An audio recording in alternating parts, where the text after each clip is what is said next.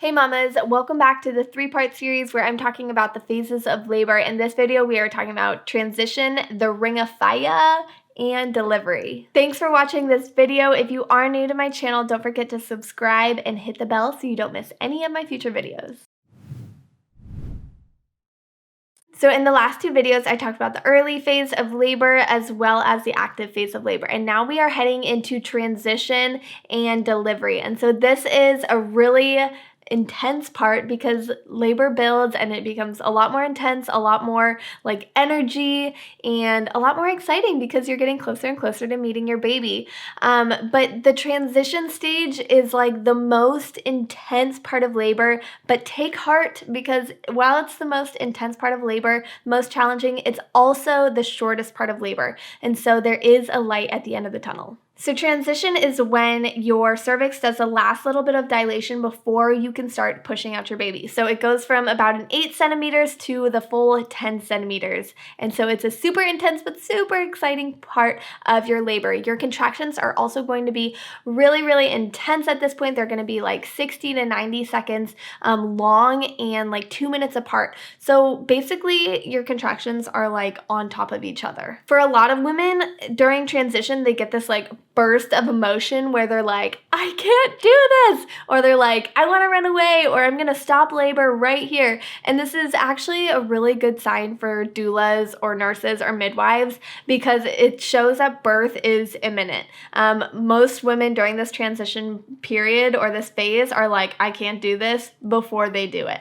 And so it's just a really good sign to us. A lot of women also say that like, oh my gosh, I have to go poop. And it's just because baby is putting so much pressure down there and on the rectum as well that it makes you have this sensation of going poop. So if you say that, or if you're feeling this way and you're like, oh my gosh, I have tons of pressure on my bottom, then it's also a good sign that you are going to be meeting baby very, very soon. So along with getting this big burst of emotion or being like, oh my gosh, I gotta poop, a lot of women experience like this intense shivering, or like you get the shakes, or you have like hot and cold flashes, or you become really, really drowsy in between contractions. So again, this is just another like characteristic of being in the transition phase. So sometimes as transition comes to an end, some women will say that they experience this like rest period where it's like there's very little uterine activity, and it's basically your body's gift to you of relaxation and peace and calm before you are going to have to start working super hard again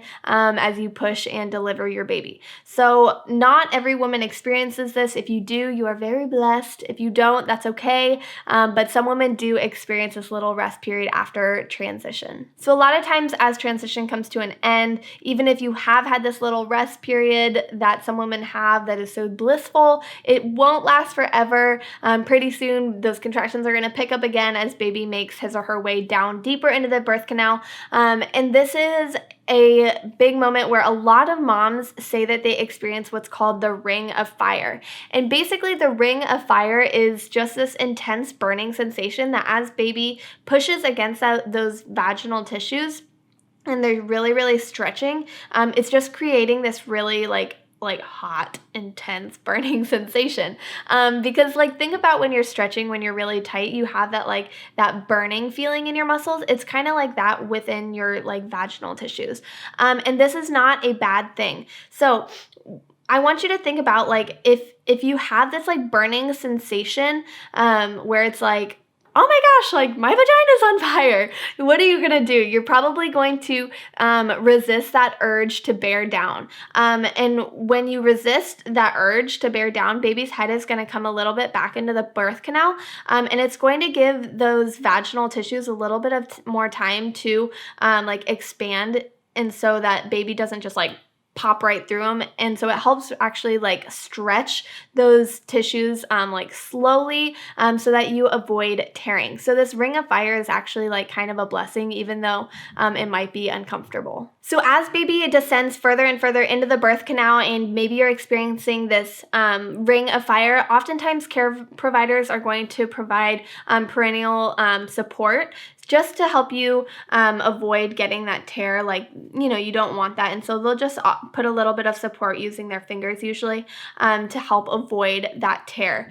If you are feeling the urge to bear down and your care provider, your nurse or midwife is saying like, hey, don't push, like otherwise baby's gonna come out too fast and you might tear. A good breathing technique to use is shallow breaths. And that just helps you resist the urge to bear down. And if you want to learn more about how to breathe in that shallow way, I'll link the video up above on how to do that, as well as how to do the de-stressor breath. So make sure you check that out after this video. So now that baby is crowning and his head isn't like playing hide and seek with you or peekaboo and going back up the birth canal, but it is out there and your contractions are about 2 to 5 minutes apart, they're actually giving you like a little bit of a break just so that you're able to kind of catch your breath and re-energize yourself for the next contraction to like give that really good push. And during one of these good pushes, baby is going to make his or her big debut. But for those pushes, if you do have an epidural, you're probably going to need or want some extra coaching on when to push and how long to, just because you do have limited sensation down there just because of the epidural. And so just having like a nurse be able to say, all right, time to push for 10 seconds, let's count. It'll just be, I think, pretty helpful for you. If you are doing this unmedicated, then you'll just be following the surges of your body that, again, are happening about every 2 to 5 minutes apart, and you'll be pushing for as long as that contraction lasts, and then resting when it's over. And eventually, with one of those contractions, baby's head is finally going to pop through, and then in the next contraction, baby's shoulder will pop through, and then the next one until torso and legs come out. And then finally, you'll have your baby with you on your chest after all those long hours of laboring, after all those long months of having him or her in your belly. You finally have them in your arms and on your chest, and it's just a super special moment for you, your partner, and your new baby. You're probably going to be feeling really tired, but also like super euphoric as this magical moment happens. The last thing that a lot of moms often forget about, but it honestly doesn't matter because you already have your baby in your arms, but still an important part of the birth process, is when the placenta is born. And that usually happens within like 30 minutes after your baby is born, but doctors will just make sure that the whole placenta comes out, so there aren't any issues following the birth with part of your placenta being in there. So honestly, there's really nothing to be concerned about that. You've already birthed your baby, which is like the hardest part, and so birthing the placenta is just like having jello come out of you. So there's really nothing to it, but still, like I said, an important part of the birth process. So I hope this video has helped you understand and get a grasp on what the last part of labor looks like through transition, the ring of fire, and delivery. And I hope this whole video series has helped you get a good understanding of what birth is like from beginning to the end. So if you have any questions or comments, make sure you send them my way. I would love to be able to answer anything or just to hear from you. So thanks for watching, and I will see you next time. Bye.